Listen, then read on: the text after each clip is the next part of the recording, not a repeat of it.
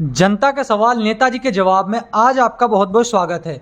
तो भारतीय जनता पार्टी से फिर फिरोजपुर झिरका से दावेदारी करें नसीम अहमद जी हमारे साथ मौजूद है। क्या है माहौल सर, जैसे कि आप यहाँ से चुनाव की तैयारी, सर क्या माहौल है चुनाव को लेकर? देखिए, भारतीय जनता पार्टी के लिए पूरे प्रदेश में बहुत अच्छा माहौल है और मेवात में भी इस बार बहुत लोगों का रुझान है और लोगों का मन है कि भारतीय जनता पार्टी की सरकार बनाए और जो विकास कार्य अब हो रहे हैं उनमें और गति मिले।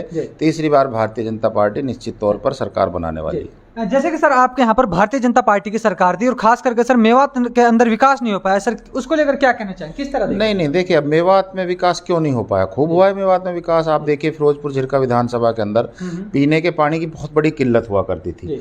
263 करोड़ का प्रोजेक्ट लगा करके रेनीवेल का माननीय मुख्यमंत्री, पूर्व में मुख्यमंत्री रहे मनोहर लाल जी, उन्होंने महू और तिगांव के ऊपर एक बड़ा टैंक बनाकर, जो ऐतिहासिक है, पूरे हरियाणा में किसी भी विधानसभा के अंदर इतना पानी के लिए कोई प्रोजेक्ट नहीं बनाया जितना फिरोजपुर झिरका के लिए बनाया। हमारे यहाँ कॉलेज की कमी थी, फिरोजपुर झिरका में कोई कॉलेज नहीं था गवर्नमेंट का। शहर के अंदर गर्ल्स कॉलेज की जो है मंजूरी माननीय प्रधानमंत्री ने उसका उद्घाटन किया। विकास कार्य आप सड़कें देखिए, हमारी सड़कें जो भी लिंक रोड हैं, जो भी हमारे मेन रोड हैं, सुपर हाईवे जो एक्सप्रेस वे बना है, वो आज मेवात की अलग ही तस्वीर पेश करता है। जहां मेवात को पिछड़ेपन का टैग रहता था, आज ये बड़े बड़े जो विकास कार्य हुए हैं। अभी पिछले दिनों आपकी जानकारी मैं बता दूं, फिरोजपुर झिरका विधानसभा के अंदर एक 200 बेड का हॉस्पिटल मंजूर किया है माननीय मुख्यमंत्री जी ने तिगांव गांव के अंदर, जो हमारी बहुत पुरानी मांग थी।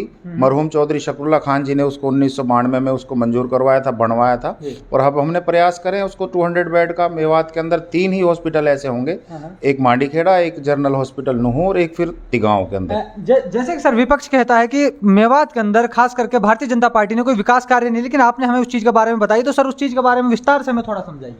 नहीं, देखिए, अब जहां मैं हॉस्पिटल की बात करूं, हमारे यहाँ मेवात के लोगों को अलवर, पलवल, गुड़गांवा या कहीं दूसरे शहरों में जाना पड़ता है अपना ट्रीटमेंट कराने के लिए। आज भारतीय जनता पार्टी की सरकार ने मेवात के लोगों के भविष्य के लिए, मेवात के लोगों की सहूलियत के लिए हॉस्पिटल्स खोले जा रहे हैं नए, जिनमें डॉक्टरों की टीम, मशीनों की जो पूरा इंतजाम आने वाले समय में किया जाएगा। इसी तरीके से विकास कार्यों की जहाँ तक बात है, विकास कार्य इतने मेवात के अंदर हो रहे हैं, हर गाँव की पंचायत में करोड़ों रुपये मेवात में दिए जा रहे हैं। और जो सबसे बड़ा जो मेवात के जो नौजवानों को और जो मेवात के लोगों को बेनिफिट मिला है भारतीय जनता पार्टी से, वो यहाँ के बच्चों को जो रोजगार दिया जा रहा है बगैर खर्ची और बगैर पर्ची के, जिस तरीके से भारतीय जनता पार्टी ने नीति बनाई है, उसमें आज एक गरीब आदमी का बच्चा भी नौकरी मिल रही है उसको, जो उसकी काबिलियत है। तो मेवात में बहुत विकास कार्य कराए जा रहे हैं। पानी की कमी थी, उसको दूर किया जा रहा है। हॉस्पिटल, सड़क और स्कूलों का जहां अपग्रेडेशन की बात है, मेवात में जो स्कूल अपग्रेड नहीं होते थे, उसमें भी हमारी सरकार ने बहुत स्कूल अपग्रेड किए हैं ताकि बच्चों को दूर गाँव में ना जाना पड़े। तो विकास कार्य हो रहे हैं, ऐसी बात नहीं है। जैसे कि सर आपके यहाँ से विधायक थे कांग्रेस के, सर उनके विकास कार्य को आप किस तरह देख रहे हैं? नहीं, उन्होंने तो विकास कार्यों के लिए कभी आवाज ही नहीं उठाई। विपक्ष में चलो मानते हैं कि उनकी सरकार नहीं है, हो सकता है कि वो इस चीज को कहते हों, लेकिन सरकार में हम भी नहीं थे पहले। मैं भी 2009 से और 2019 तक विपक्ष में एमएलए रहा हूं। हमने भी विकास कार्य करवाए, चाहे हमारे यहाँ पर जो है मेडिकल कॉलेज की बात हो, तब हमने वो आवाज उठाई थी। कांग्रेस की सरकार तो उसको इंड्री में ले जाना चाह रही थी। ये जो एक्सप्रेस वे है हमारा जो बन रहा है, इसकी हमने डिमांड रखी थी। कांग्रेस सरकार इसको भी रेवाड़ी और रोहतक से लेके जाना चाह रही थी। ये माननीय मुख्यमंत्री मनोहर लाल जी खट्टर का हम शुक्रिया अदा करते हैं कि उन्होंने मेवात के बीच में से रोड को निकाला है। मम्मन खान जी ने कभी मेवात के विकास के लिए कोई विधानसभा में आवाज नहीं उठाई। उन्होंने अगर आवाज और क्वेश्चन भी लगाया है पर्सनल अपने हित के लिए, अपनी ठेकेदारी चलाने के लिए और लोगों को ये गुमराह करने के लिए कि मैं तुम्हारी आवाज उठा रहा हूं, जबकि विधानसभा का रिकॉर्ड उठा लीजिए, उन्होंने मेवात के मुद्दों पर कितनी बार बोले। वो हमेशा पर्सनल इशुओं को लेकर, अगर पंचायत डिपार्टमेंट में कोई अधिकारी उनकी मान नहीं रहा है, गलत कामों को उनकी सुन नहीं रहा है, तो उसके लिए उन्होंने विधानसभा में आवाज उठाई है। पीने के अधिकारियों को, जो पब्लिक हेल्थ के अधिकारी, उनके खिलाफ आवाज उठाई है। बल्कि मुद्दे नहीं उठाए उन्होंने, अधिकारियों के खिलाफ आवाज उठाई है, जबकि इसलिए कि मेरा दबाव में रहें।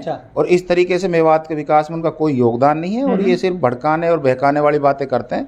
मेवात के लोगों से, फिरोजपुर झिरका की जनता से इनको कोई सरोकार नहीं है। जैसे कि मैं सर आपसे कहना चाहूंगा कि वो अपने कार्यकाल में इतना वो बताते हैं कि जैसे कि मैं जितना उनका 5 साल का कार्यकाल रहा, कि जितना विकास मेरे कार्यकाल में, खास करके इसका क्या इतना विकास किसी का कार्यकाल में सर, वो कितना नहीं, सच वो है? दो बातें क्यों करते हैं। एक तरफ तो कहते हैं कि मेरी सरकार नहीं है, मेरी चलती नहीं है, दूसरी तरफ वो कहते हैं मैंने विकास कार्य करवा दिए।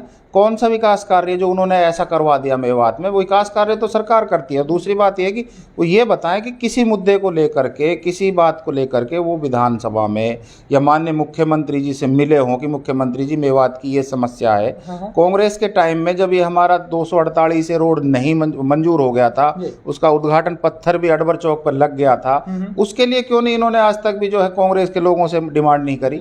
जब तो सरकार थी 2009 से 2014 तक तो कांग्रेस की सरकार रहा करती थी। 14 के बाद भारतीय जनता पार्टी की सरकार बनी, तब इन्होंने कोई आवाज नहीं उठाई। आज सरकार भारतीय जनता पार्टी छत्तीस बिरादरी और पूरे हरियाणा को एक समान विकास की नज़र से देखती है और वो विकास कार्य हो रहे हैं। ये सब झूठ बोलते हैं। इन्होंने अगर काम कराए होते तो आज लोगों में इतना हाहाकार नहीं होता। और इन लोगों के खिलाफ इतना जो माहौल है, जो लोग इनसे जो नफरत कर रहे हैं, वो इसलिए कर रहे हैं कि इन्होंने जो है भड़काने की और दोगलेपन की राजनीति करी है हमेशा। जब लोगों को जरूरत होती है तो ये छुप जाते हैं, भाग जाते हैं। लोगों के बीच में रह करके अगर ये लोगों की आवाज़ उठाते तो बड़ा अच्छा रहता। नसीम जी, जैसे कि आपके यहाँ भारतीय जनता पार्टी अपना प्रत्याशी बनाकर उतारते है, सर क्या मुद्दे होंगे जिनको लेकर आप चुनावी मैदान में जाएंगे? नहीं, हमारे मुद्दे भारतीय जनता पार्टी के भी, मेरे खासकर मैं अपनी बात करूं, हमारा तो एक ही मुद्दा है कि मेवात के अंदर ज़्यादा से ज़्यादा और विकास कार्य हों, मेवात के लोगों को सहूलियत मिले।